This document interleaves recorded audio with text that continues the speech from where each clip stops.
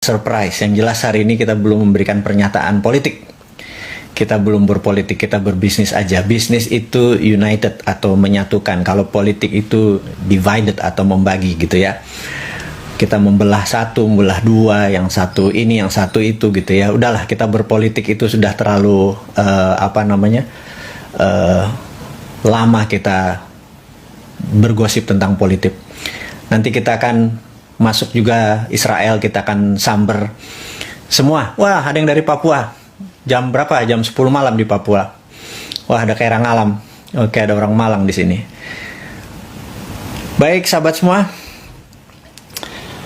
Oke, waktunya sudah cukup. Kita akan mulai. Assalamualaikum warahmatullahi wabarakatuh. Sahabat New Mind dimanapun Anda berada. Pertama-tama saya ucapkan selamat Hari Raya, minal aidin wal faizin, maaf lahir batin. Yang pastinya saya yang harus meminta izin Anda semua untuk membuka pintu maaf. Karena kesontoloyoan saya, kadang-kadang saya ngeledekin pemimpin kita, kadang-kadang kita mengeledekin negara tetangga. Tetapi itu hanya bentuk kiasan-kiasan yang demi pelajaran-pelajaran bernegara itu masuk. Jadi kita tahu dalam video Bosman itu cuma dua. Yang satu adalah cara cerdas bernegara. Yang satu lagi adalah mencari sila kelima. Mencari sila kelima ini begini. Saya menganggap saat ini di Indonesia sila kelima itu hilang. Yaitu keadilan sosial. Karena ekonomi kita belangsak.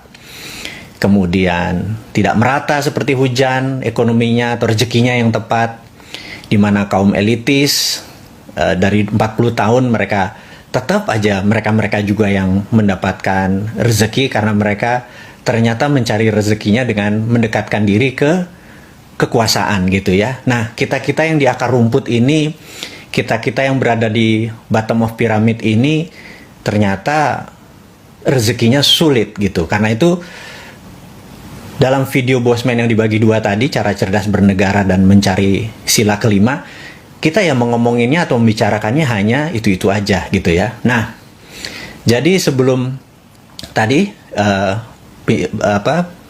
akan memulai dengan topik yang akan kita bicarakan malam ini, saya minta maaf karena saya banyak sekali mengkritik dua hal itu kepada negara, kepada pejabat, tapi niat kita bukan untuk mencari kerusakan atau perbedaan, tetapi setiap kritik kita pasti ada solusi.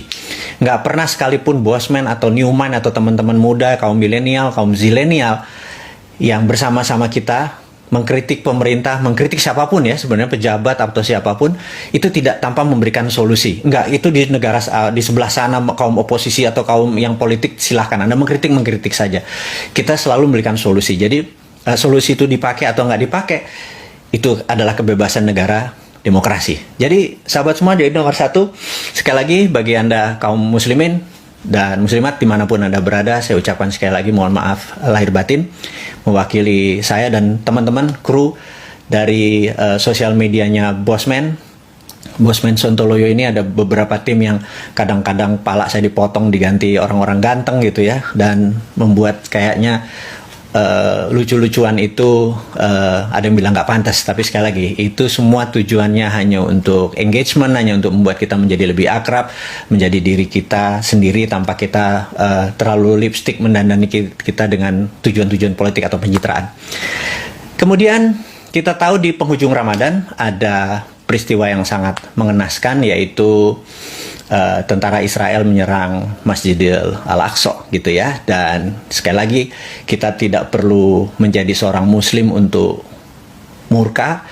Itu adalah masalah humanitarian. Kita sebagai sesama muslim kita harus mengecam dan meminta Israel untuk tidak melakukan itu lagi dan meminta maaf. Dan sebagai humanitarian, di mana kita sebagai sesama umat manusia, itu adalah penzoliman, adalah inhumanity atau tidak berperikemanusiaan.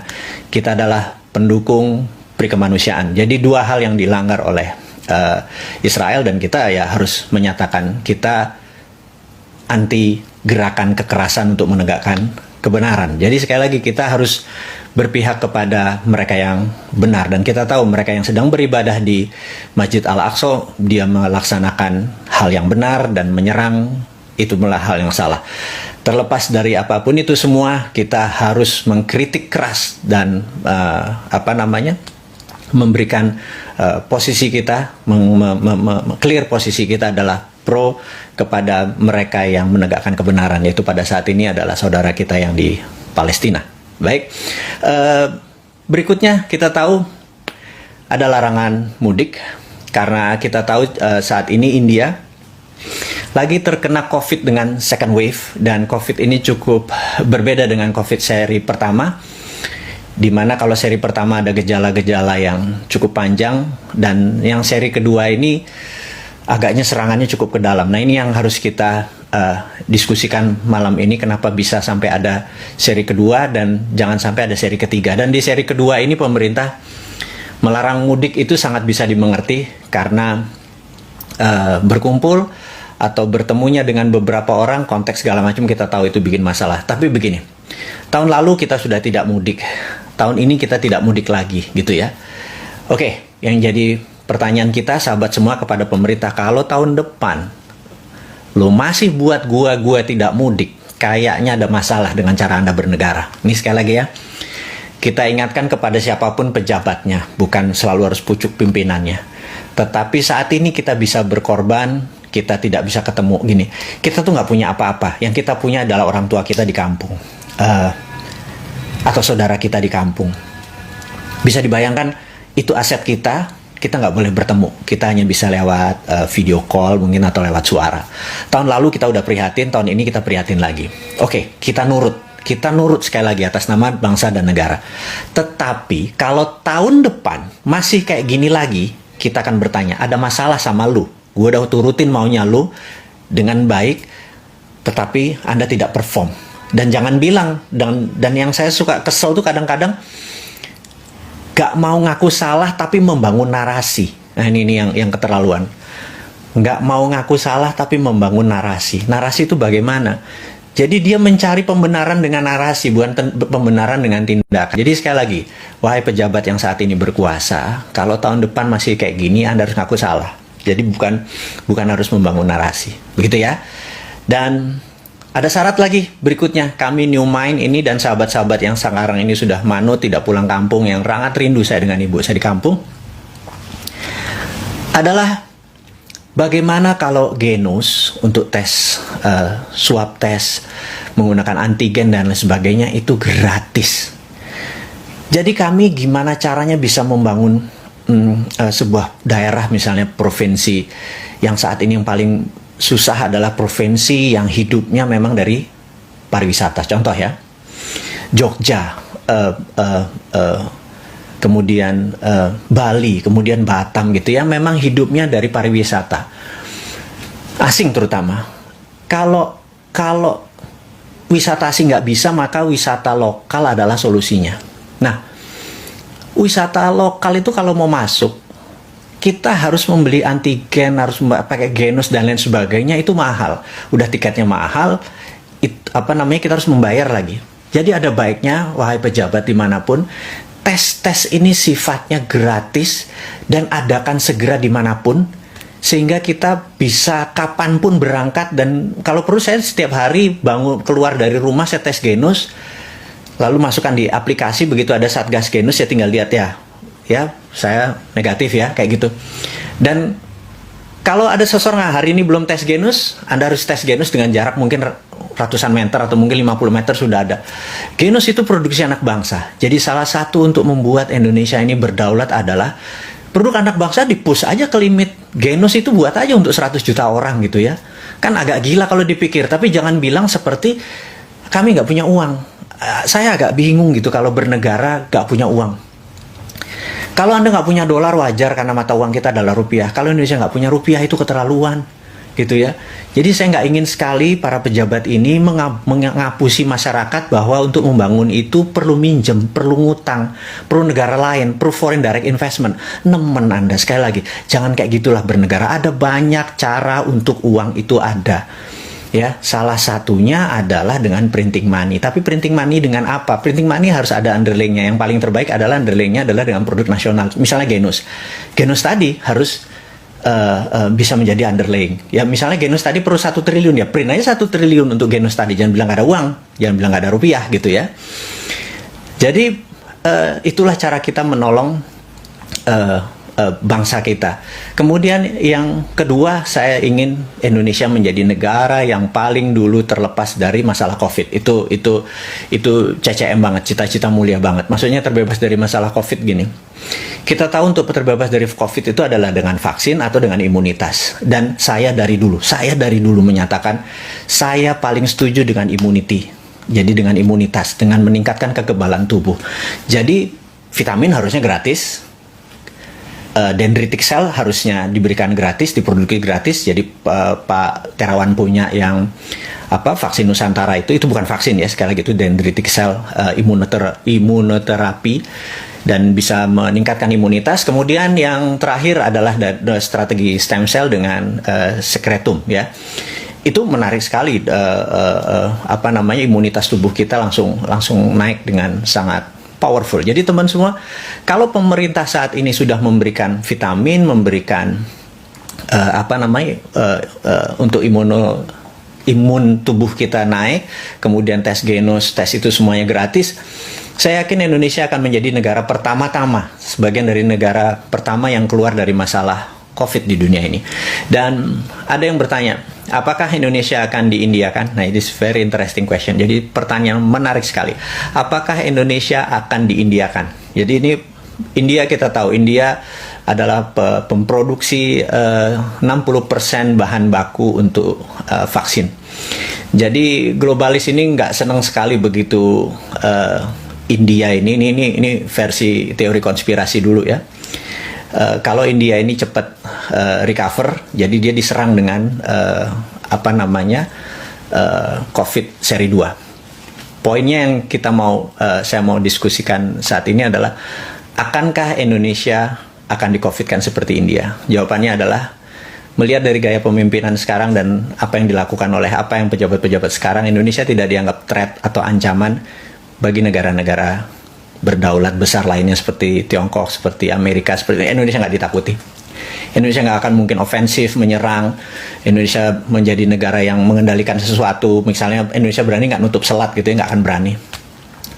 Indonesia berani nggak ngirim nikelnya, nggak ngirim batu baranya, terus membuat Tiongkok nggak ada batu bara, nggak ada nikel gitu, nggak berani gitu ya, nggak akan berani. Indonesia dianggap sekarang negara yang sangat soft, bisa difahami, tapi nggak apa, itu adalah pilihan bernegara.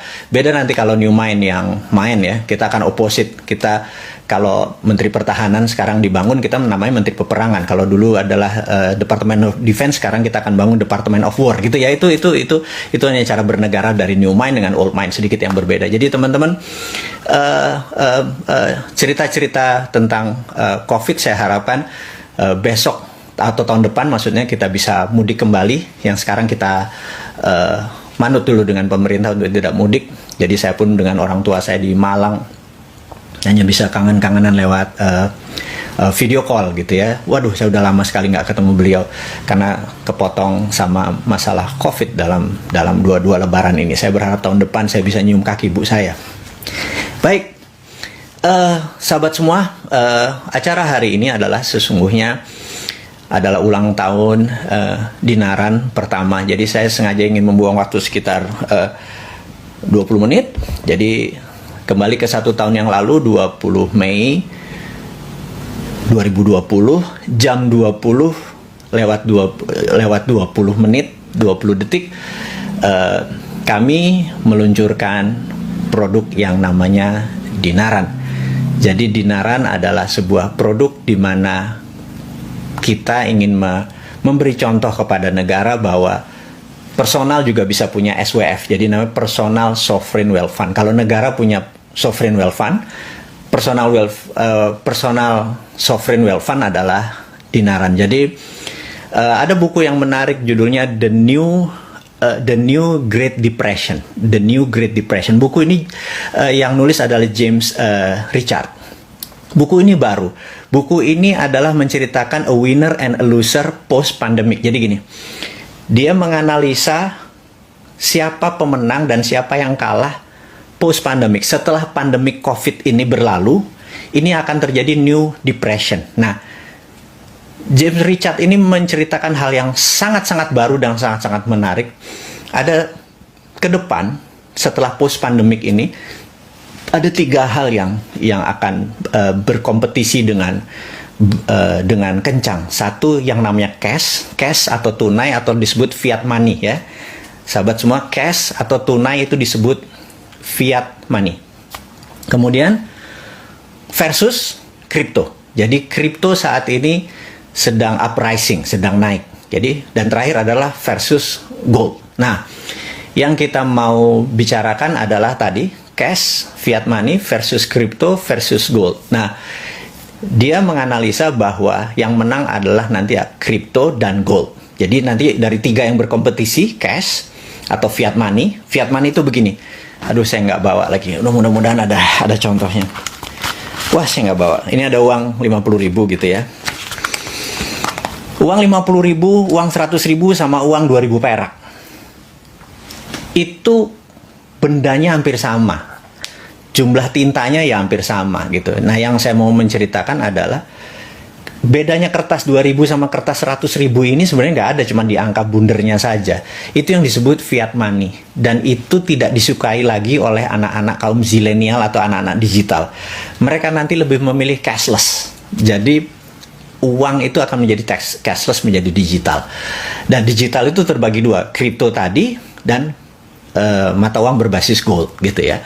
Nah, banyak negara yang saat ini mata uangnya tidak berbasis gold. Ada sebuah negara tetangga itu kalau ngeprintnya tuh nggak ada dolar gitu ya. Terus lucu sekali gitu ya. Kalau kita ngeprint rupiahnya pakai emas, itulah yang ada di dinaran. Sahabat semua, kalau Anda memiliki dinaran, maka dinaran itu adalah gold digital system. Oke, sekali lagi, gold digital system. Ini adalah portable gold exchange. Ini susah banget nih bahasa ini. Ini adalah portable gold exchange. Jadi untuk pertukaran emas. Jadi Anda seakan-akan membawa alat untuk menukar emas kapanpun. Jadi sahabat semua, kalau Anda punya rupiah, Anda taruh di dinaran. Nomor 1, Anda bisa ambil fisik emasnya. Itu 1. Anda ambil rupiah Anda transfer, besok Anda, bukan besok, saat itu juga Anda dapat emasnya. Itu 1. Yang kedua, emas itu boleh dikirim. Mau Anda di Sorong, mau Anda di Ambon, mau Anda di Makassar, kita kirim. Gitu ya, minimum 2 gram. Kemudian, kalau Anda mau datang ke kantor kita cuma punya 1 kantor. Karena ini bisnis digital, Anda bisa datang ke kantor kami, ambil fisiknya. Yang kedua adalah Anda masukkan rupiah Anda, tetapi goldnya Anda titipkan di custodian. Custodian kita sama ICDX. Adalah sebuah member di bawah Bapepti. Jadi kita secara legal standing kita di bawah Bapepti.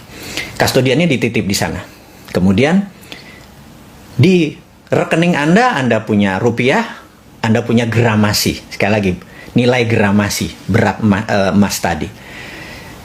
Kemudian Anda, rupiahnya, sekali lagi, rupiahnya setiap hari turun naik tergantung harga demand supply. Tetapi gramasi emas Anda akan tetap. Jadi kadang naik, kadang turun. Kemudian, rupiah Anda tadi, Anda mau apakan? Anda diamkan boleh sebagai nilai investasi. Tapi kalau Anda mau belanjakan, kemana misalnya? Anda mau pakai ke OVO, Anda mau pakai ke GoPay, Anda bisa lakukan.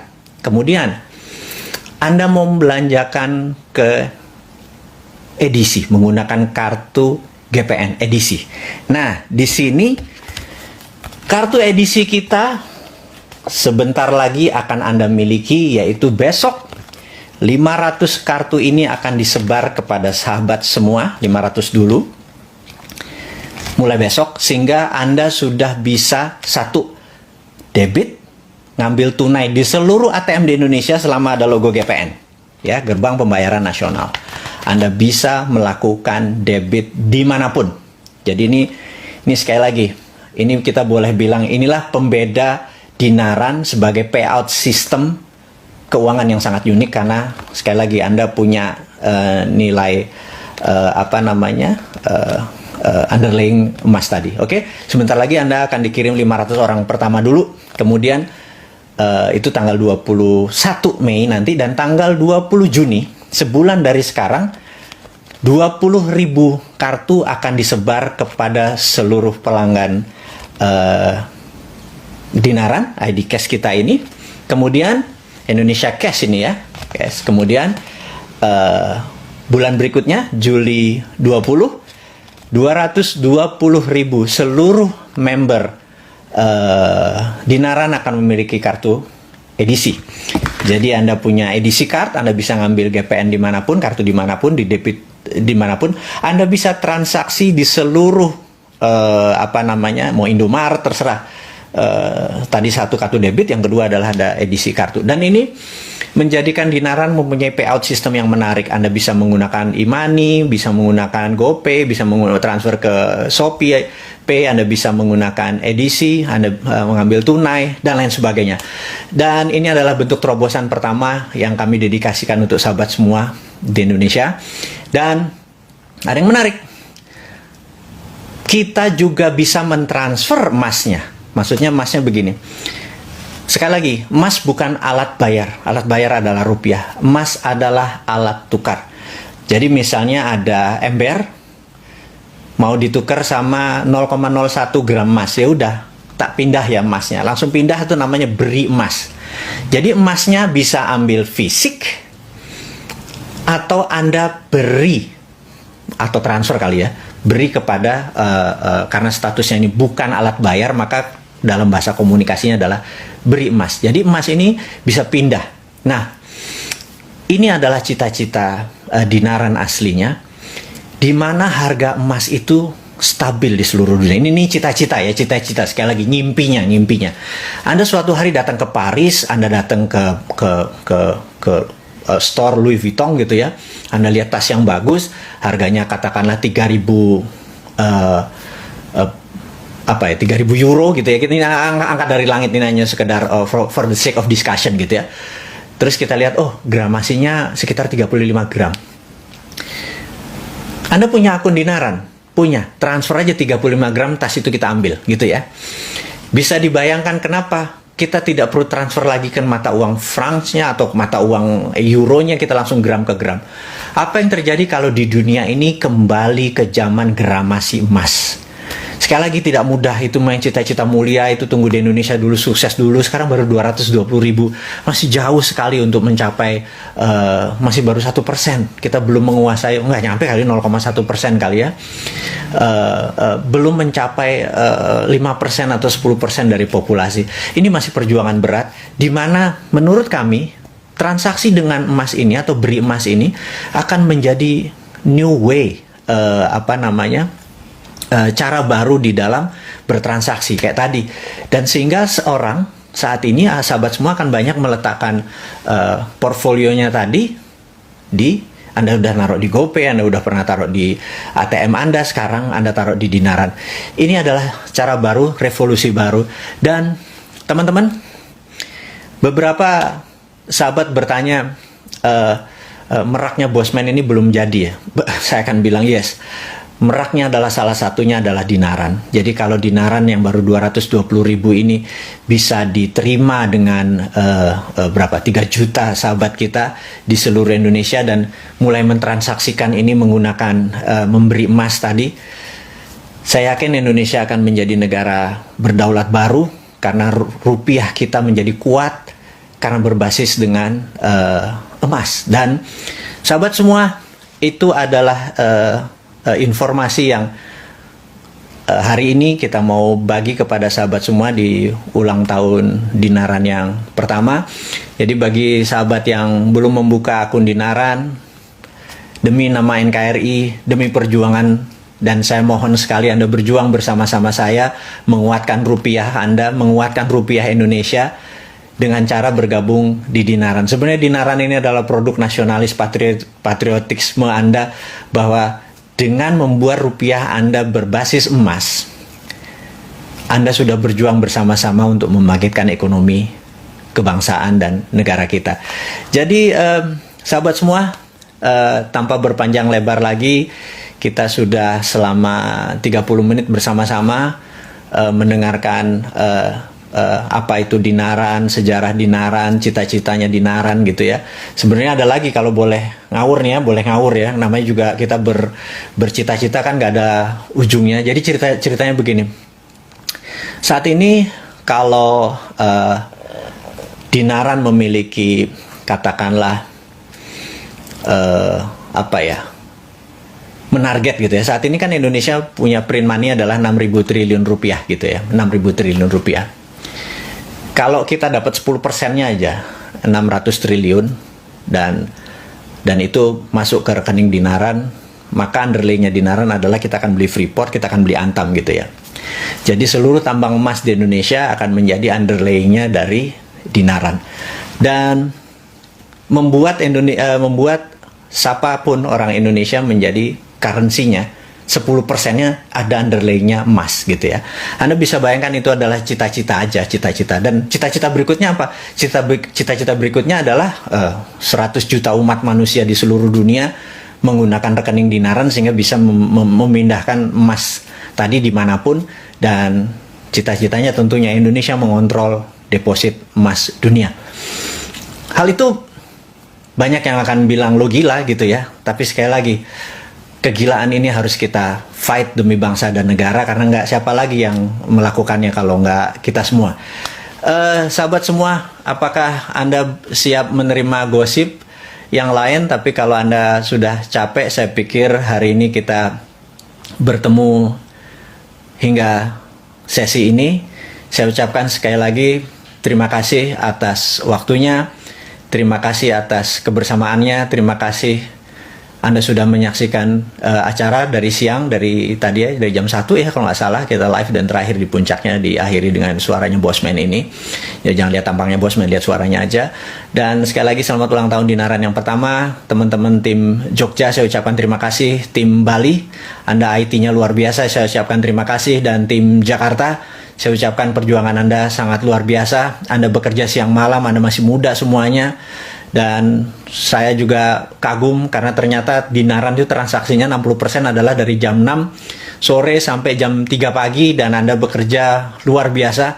Saya acungi jempol buat Anda. Tanpa Anda, para pejuang-pejuang di belakang Dinaran, tidak mungkin Dinaran segini jauh bisa melayani 220.000 customer. Dan saya harap ke depan di tahun 2021 kita bisa mencapai target kita, ada 1,5 juta sahabat kita yang bergabung di Dinaran. Dan semua yang saat ini menyaksikan acara Bosman ini, Anda semua adalah pejuang, Anda adalah orang-orang pemenang, Anda semua adalah orang-orang yang bawa perubahan, Anda semua adalah orang-orang yang new mind, Anda yang sangat peduli dengan kemenangan bangsa ini, yang udah capek bangsa ini miring ke sini, miring ke sana, dan Anda ingin berdaulat. Dan saya janji, suatu hari saya janji, saya akan melakukan sesuatu yang mungkin dalam hidup saya nggak pernah saya akan lakukan itu. Tunggu pengumumannya. Sekali lagi, akhirul kalam, mohon maaf lahir batin. Wassalamualaikum warahmatullahi wabarakatuh.